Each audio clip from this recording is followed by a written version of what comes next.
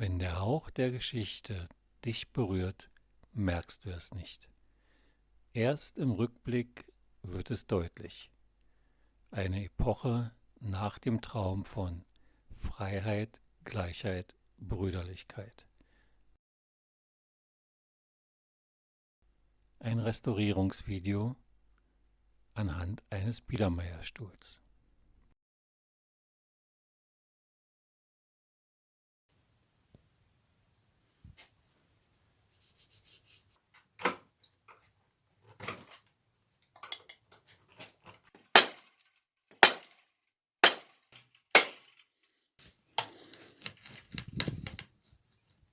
Das Biedermeier.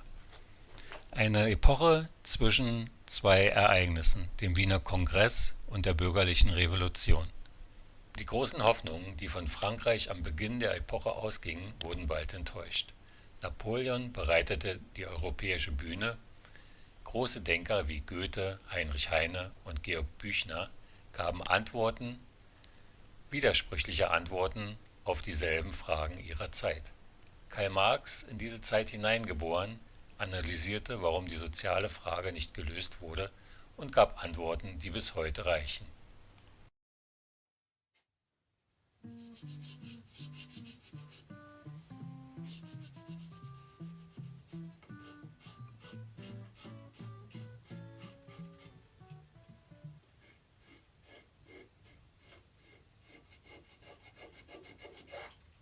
Politik wollte keine Veränderung, sie wollte festhalten.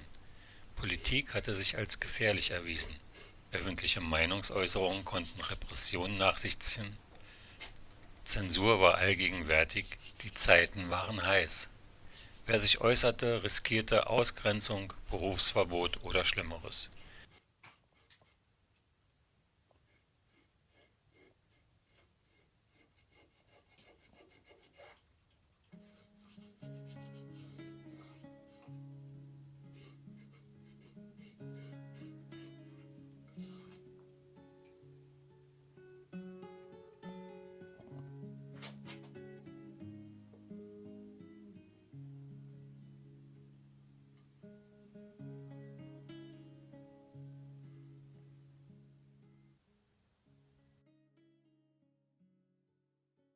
Dieser Film ist bewusst zurückhaltender erzählt als meine bisherigen Arbeiten.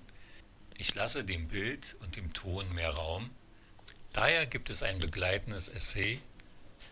Der Film beschäftigt sich mit der Arbeit und das Essay lädt zum Weiterdenken ein. Der Link dazu findet sich in der Beschreibung.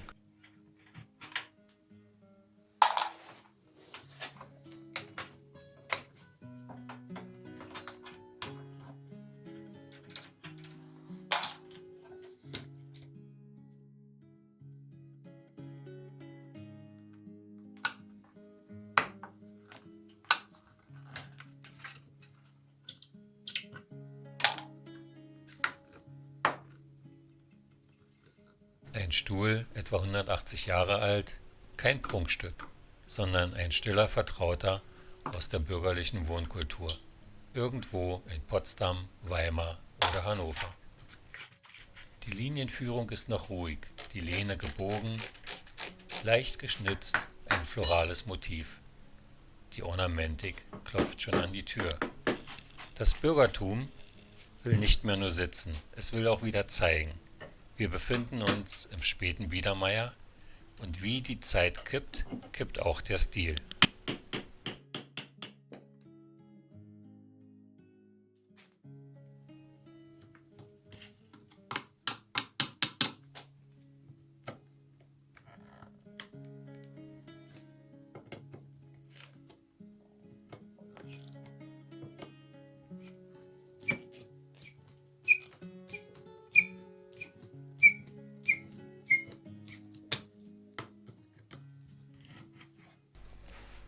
Als die Ideen der Französischen Revolution Europa erschütterten, konnte man über den Zustand der Gesellschaften sagen: Was hier hielt, hielt nicht aus Stabilität, sondern aus Gewohnheit.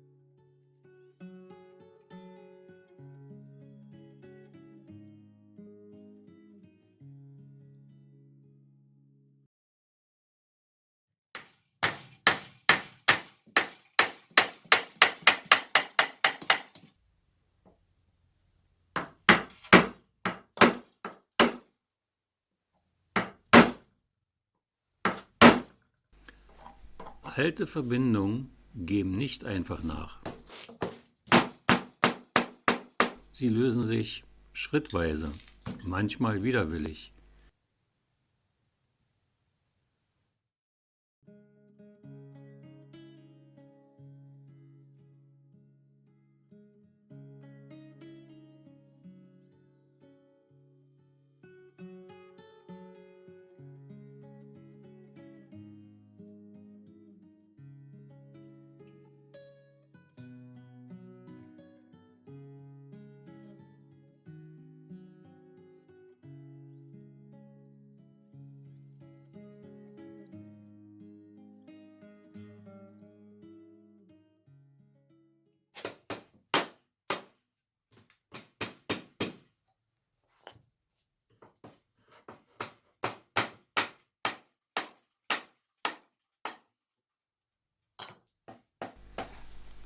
Wenn im Inneren Verbindendes und Tragendes verschwindet, bleibt von außen oft nur noch die Form.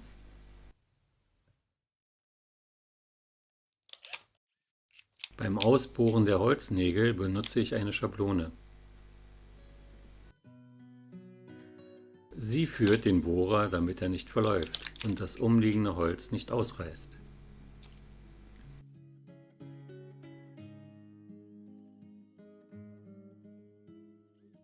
Die Schablone nimmt nicht die Arbeit ab. Sie entscheidet nichts. Sie begrenzt nur den Spielraum, damit Veränderungen kontrolliert möglich bleiben. Wo Material geschwächt ist, reicht Führung alleine nicht aus. Da kommt es zu Ausbrüchen.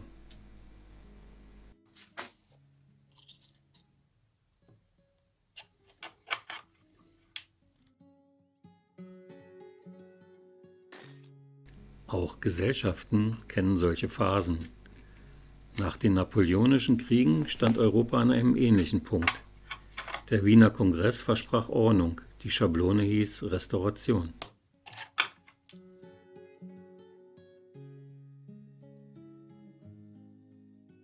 Nicht Entwicklung, sondern Stabilität, Erstarrung, Bewegung war erlaubt, aber nur innerhalb klarer Formen.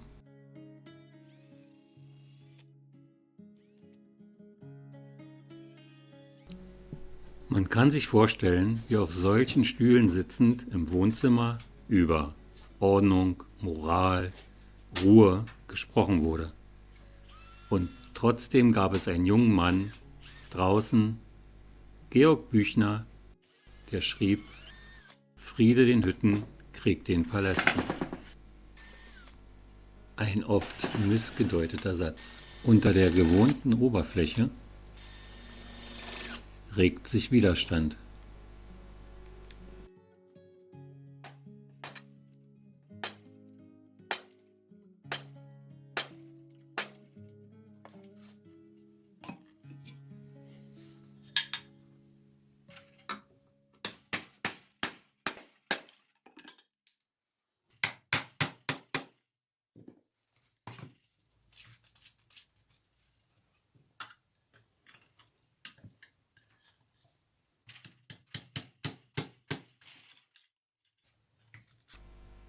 Viele Verbindungen halten besser, als ihr Anschein glauben lässt. Man braucht viel Geduld, um sie zu lösen.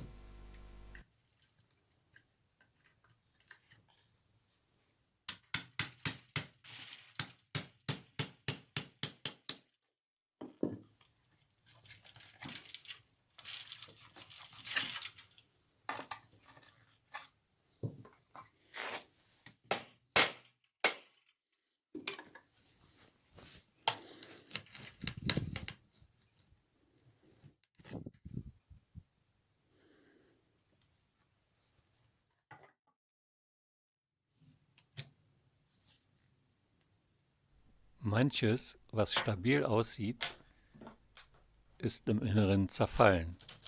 Man kann es erkennen, mit Erfahrung blickt man unter die Oberfläche.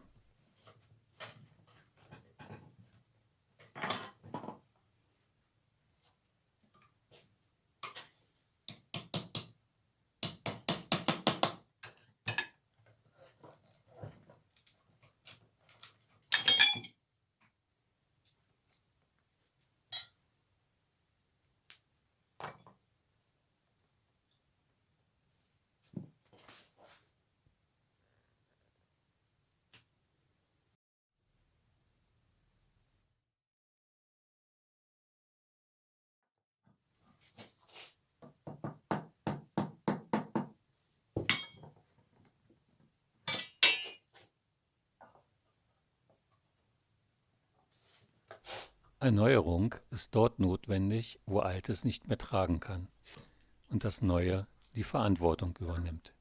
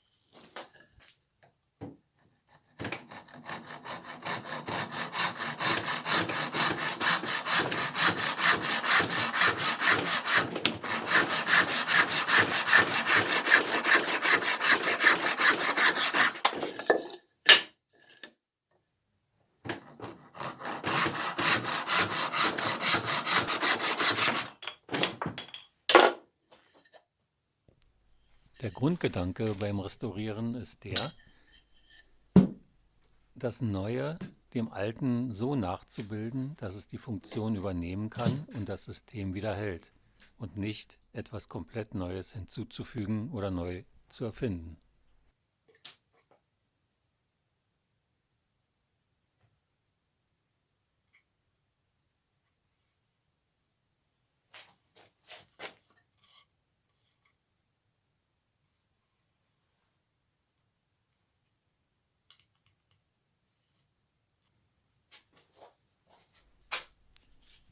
Das Alte darf sein, auch wenn es nicht mehr trägt.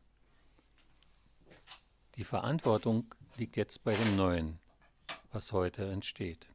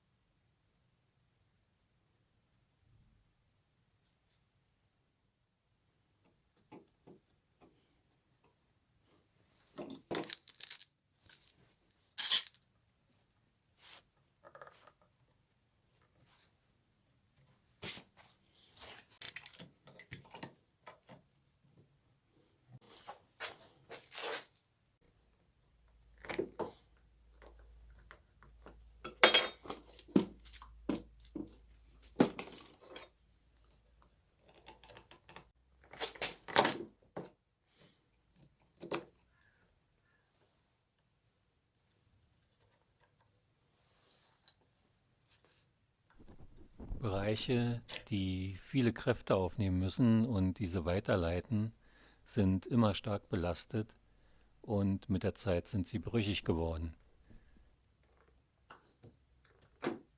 Sie verlangen eine besondere Sorgfalt.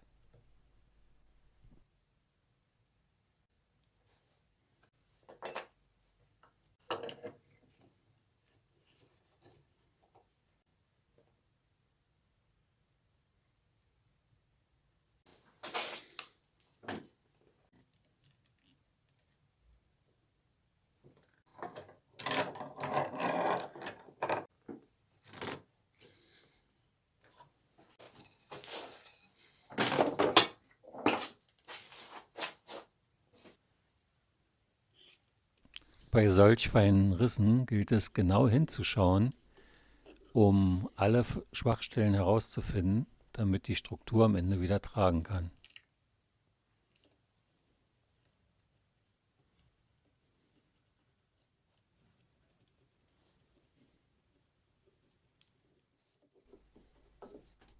Druck braucht manchmal ganz bestimmte Formen, damit er auch wirken kann.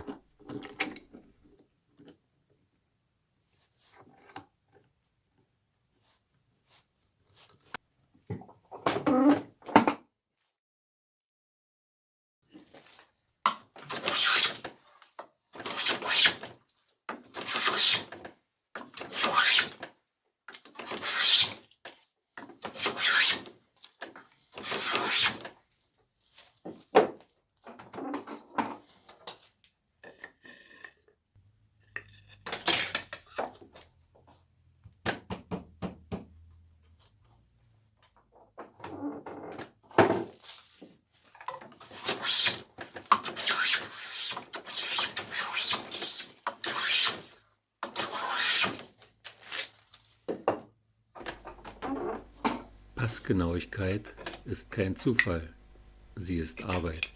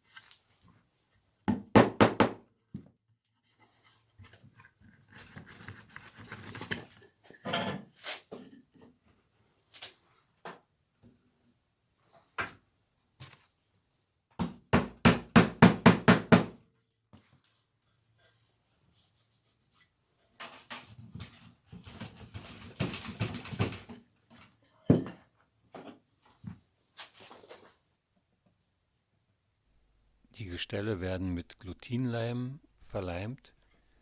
Dieser Glutinleim hier wurde aus Rinderhäuten gemacht. Es sind über 30 Grad oder ca. 30 Grad in der Werkstatt, daher ist es nicht notwendig, die Holzverbindung vorzuwärmen. Glutinleim ist schon viele tausend Jahre der Menschheit bekannt. Einer der besten Leime für Möbel, so wie ich finde.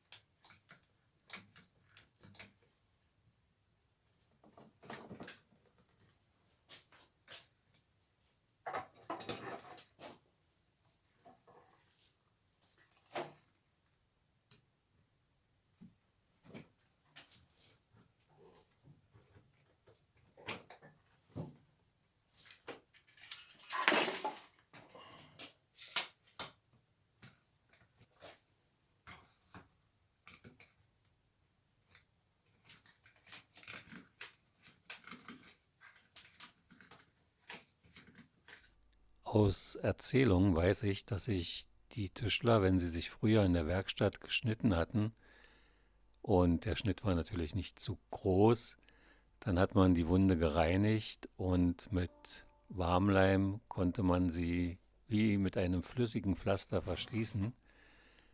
Fast immer gab es einen Topf Warmleim auf dem Feuer und ich mache das tatsächlich heute auch noch so und die Wunden, muss ich sagen, heilen wunderbar ab. Es bleibt kaum etwas zurück.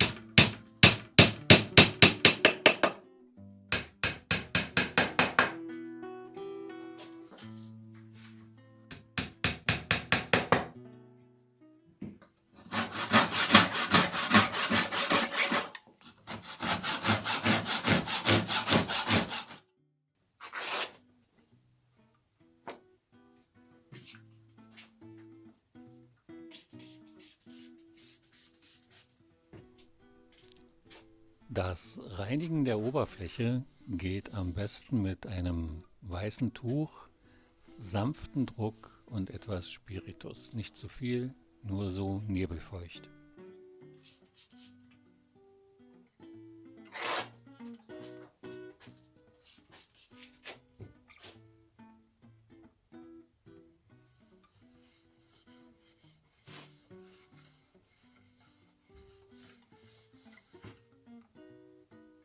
Das Dunkelbraune ist Schmutz. Das gehört nicht zur Patina, es hat keine Substanz, es wird gereinigt und verschwindet aus der Zeit.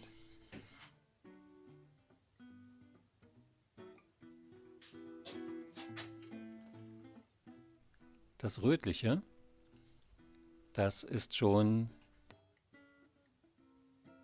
die oberste Lackschicht. Hier wurde gereinigt, die Politur war pigmentiert. Bis zu diesem Punkt darf gereinigt werden und keinen Schritt weiter. Das Schwarze ist Dreck und kann weg.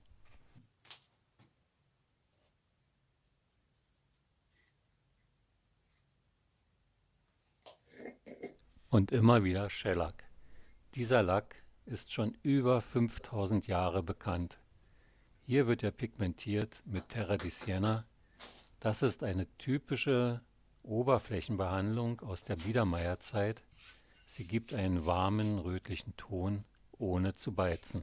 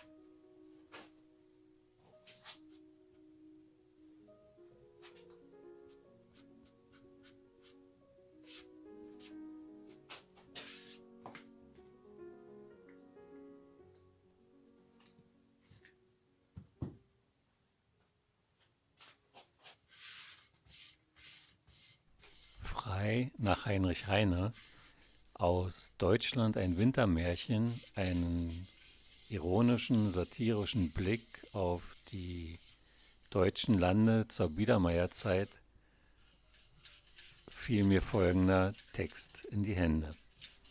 Wie gesagt, frei nach Heinrich Heine. Ich liebe die Freiheit mit ganzer Seele, doch hasse ich jeden Missbrauch. Ich traue großen Worten kaum, wenn sie zu laut werden. Ich sah, wie große Ideen den Menschen verschlangen, bevor er sie zu Ende gedacht. Ich hörte, dass oft im Namen des Höchsten das Niedrigste vollbracht. Ich bin kein Held, ich bin kein Poet, ich bin kein Erlöser der Welt.